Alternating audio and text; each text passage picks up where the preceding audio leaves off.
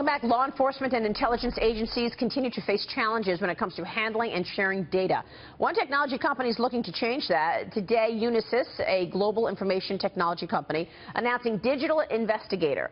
This is a new system that will make it easier for agencies to fight crime by enabling them to share and analyze critical evidence while integrating social media and allowing citizens to provide info. Joining us now is Unisys Vice President for Global Justice, Law Enforcement and Border Security Solutions, and a former FBI Deputy Assistant Director for IT Infrastructure, Bill Searcy. Good to see you, Bill. Thanks so much for joining us.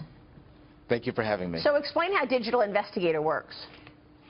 So Digital Investigator at its heart is a browser-based application that allows officers to input case-related data so that they have the ability to manage their information, manage the intake, and perform collaboration, tasking across the entirety of the justice continuum, starting with the records management system, going through case management, all the way over through the offender management should an individual be arrested.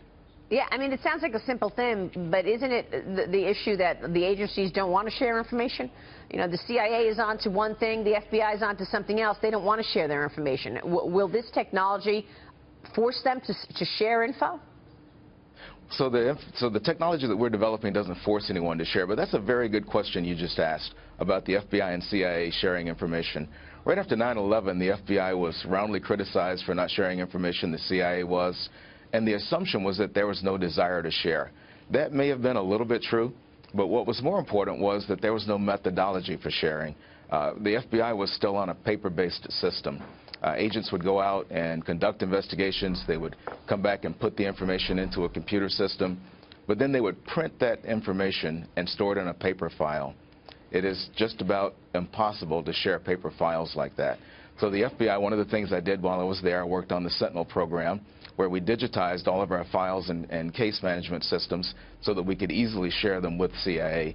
Today I will tell you that the process is a lot better. It's very streamlined, and we do share information very openly.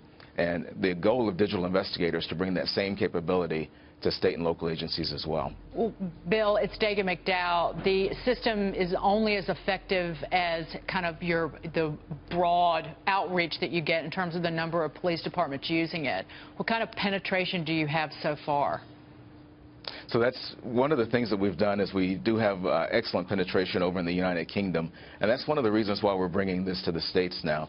Over in the UK, about 40 different police agencies use this system, one of the most prominent being the London Metropolitan Police Department, also known as Scotland Yard.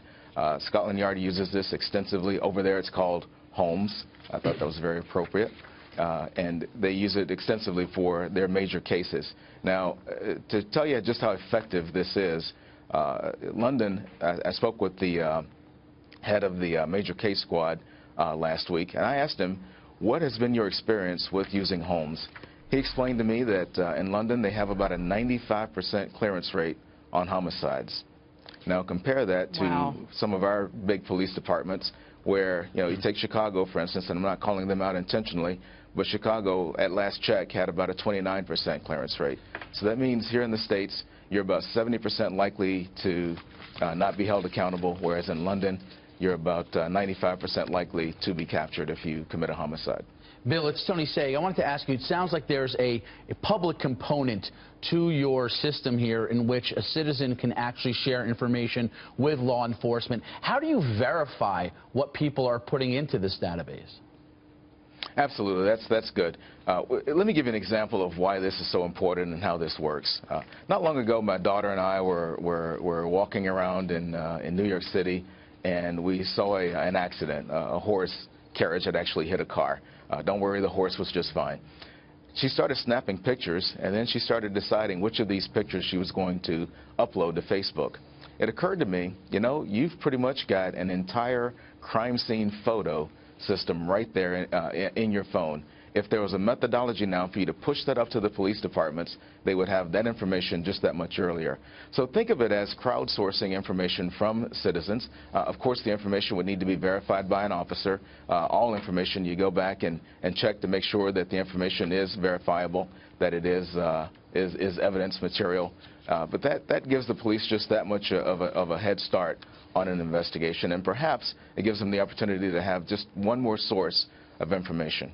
Let me ask you, sir, before you go, you were at the FBI and the IT Infrastructure Division, obviously the Grid Computing Initiative, a proud soldier at the FBI. What are your thoughts on the FBI today, given all of this criticism recently about its handling of the interview of Hillary Clinton, about the State Department asking the FBI to change the classification markings? Any thoughts? Yeah, you know, the FBI has been around for a long time. It is a bastion of society, and it will continue to be so. The men and women of the FBI are dedicated to justice and to law and to being unbiased. The FBI has been around for years, and that's really what we do, and we pride ourselves on that. Political winds may come and go, they may shift left and right, but our objective is a ruthless commitment to the law. All right, sir, we'll leave it there. Bill, thank you very much for joining us. We appreciate it. Thank you. Thank you so much.